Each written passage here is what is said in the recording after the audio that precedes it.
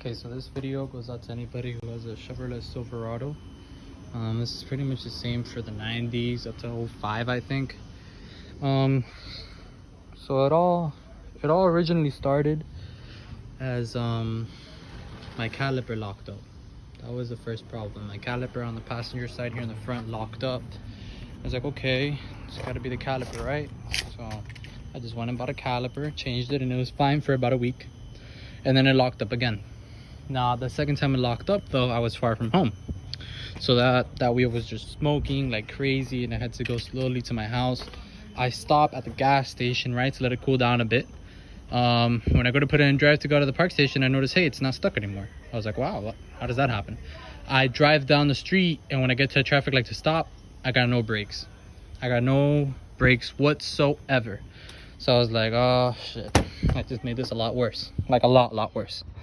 So I thought it was the master cylinder after reading some forums online. So I went and changed my master cylinder, and I changed the caliper. I changed also the brake hose, which is something you guys should change. That little hose right up there that goes right down to the caliper, connects to the caliper. Those tend to get clogged up a lot, and I think that was my original issue, because when I took out the original one, it was all clogged up. So if I would have probably changed that the first time, I would have not fucked up as bad as I did this time. But new caliper, brake hose, and the ABS speed sensor, because my old one literally got burnt off. It was literally that bad, that hot. And I noticed, you know, I primed my caliper, and hey, still no brakes. So all right, that's fun. I went ahead and I primed all 4 wheels. You know, you always have to start with the farthest point all the way to the closest. So you have to do the back right hand side, then the back left, then the front right, and then the left front. And it still did it. So I was like, man, what the hell do I do now? It was pretty much down to 2 last things: the booster or the ABS. I didn't have an ABS light or anything like that. I only had an ABS light for that wheel speed sensor. Once I changed that light went away. But went over to the junkyard and got me this guy. This is gonna be your ABS module.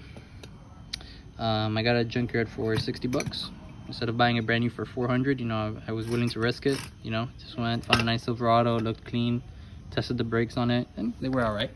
So that ABS module is going to be located under your driver's side in the chassis.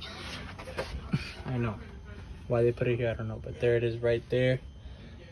It's actually really not that hard to take out at all. You first want to take out all the ABS lines, so that's going to be a 9/16 flare wrench. And then you have your 2 sensors right here, and then it's only held in by 3 bolts that are on this side. You have this bottom one up here, and one up here. It's right behind this cable. We have to take this clip out.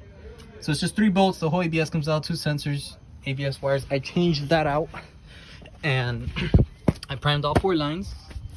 You know, slowly refilling it. You know, with somebody inside stepping on the brake, with a 10 mil. You know, opening and closing the valve on each tire, each wheel. And it's fixed. So if you guys have that problem where your caliper gets locked up and you guys go ahead and change just the caliper and it ends up locking up again on that same wheel, more than likely it is either your brake hose on that side or your ABS. I always just start with the brake hose because it's only $20. One good way to find out if it's clogged is take it out on both sides, and then, I know it's pretty nasty, but just blow on it, and if no air goes out through the other side, then it's clogged. If partial air comes out, then it's probably halfway clogged. So what I'm trying to say is, like, your air stream should go perfectly through that hose. Might as well just change it out, 20 bucks.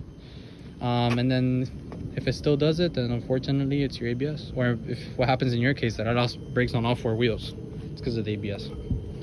So yeah, I hope that was helpful. And I hope you guys don't have the same issue I have. But yeah, remember that. Caliper, hose, ABS. Rare cases it's a master cylinder. I changed it just because I was like, it's the second cheapest thing, but it wasn't that. So yeah. All right.